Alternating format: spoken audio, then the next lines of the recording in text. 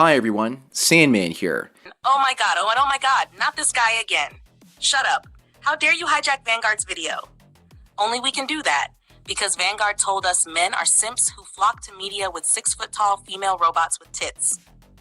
By the way, where is Vanguard? Oh, Vanguard? He went to visit Thailand, hired a new replacement, a guy called Spruce. Let's hear what he has to say then. D.O.A. is a classic film noir from 1949, starring Edmond O'Brien, made in the aftermath of the Second World War. It is now in the public domain, meaning you can easily find it and watch it on YouTube. In this video, I will attempt to make the case why you might want to do exactly that. Watching it in the current era, where male characters are constantly femme-splained and alternate between bland-looking average guys, not-so-average protagonists, generic action heroes, edgy anti-heroes, and juiced-up gym bro squads.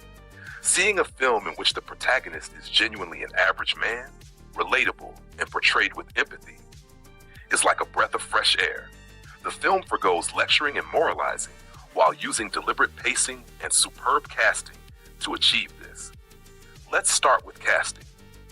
Among physically shorter male actors who had rugged working-class charm, like larger-than-life James Cagney or Humphrey Bogart with his signature distinct voice and smirk, or taller, athletic actors like Robert Mitchum and Burt Lancaster, or even the taller, meaner-looking character actors who got typecast as the baddies, O'Brien was a man of average appearance with an appropriate charisma and slight hint of old-school Hollywood theatrics, which he translated into a prolific character actor career, starring in the film noir classics 1946's The Killers, opposite Burt Lancaster and Ava Gardner, and 1949's White Heat, opposite James Cagney's Mama's Boy Criminal. Rated by Top of the World! Before winning an Oscar for Best Supporting Actor in The Barefoot Contessa, starring Humphrey Bogart and Ava Gardner. His other films include the John Ford Western from 1962, Man Who Shot Liberty Valance, starring John Wayne, James Stewart, and Lee Marvin, 7 Days of May from 1964, his second Oscar nomination and reunion with Lancaster and Gardner, also starring Kirk Douglas, and a role in Sam Peckinpah's Western epic, Wild Bunch. At that point, the years of alcoholism took a toll on aging O'Brien, washing away both his looks and charisma. D.O.A. might not be the best film he appeared in, but it could very well be the best Edmond O'Brien film. In a role that was tailor-made for him, O'Brien rises up to the task, displaying an emotional torrent on screen, eliciting both empathy and sympathy for his character. I want to report a murder. Sit down.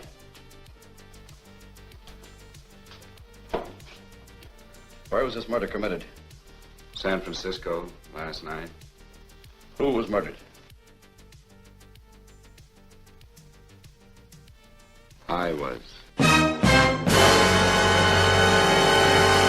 On the other hand, D.O.A., while being a gritty film noir at its heart, which follows the conventions of a flawed hero being doomed because of those same flaws and a cruel twist of irony, is also somewhat unconventional. In a story about a poisoned hero coming to the police to report his own murder and telling the story in a flashback, D.O.A.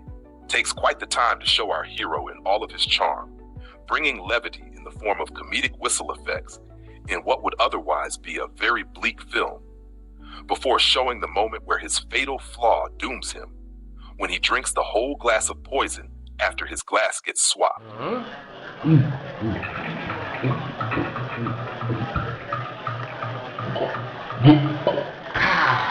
At this point, the film switches gears and becomes a quick-paced thriller, as exhausted and desperate Frank Bigelow races to find his killer, even being vengefully eager to kill the bastard while slowly dying due to poison. I don't know what you're talking about. You're in this right up to your pretty little neck. Even in these moments, the film refuses to moralize, instead making us empathize with Frank, who is dying slowly but brutally, culminating with him losing it after the reveal that he was poisoned for supposedly knowing something which he didn't really know anything about, and only learning about it afterwards in an attempt to catch his killer.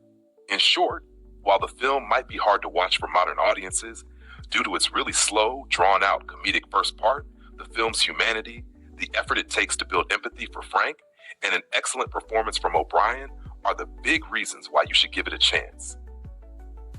D.O.A. is the film of a dying breed, one that shows respect to men.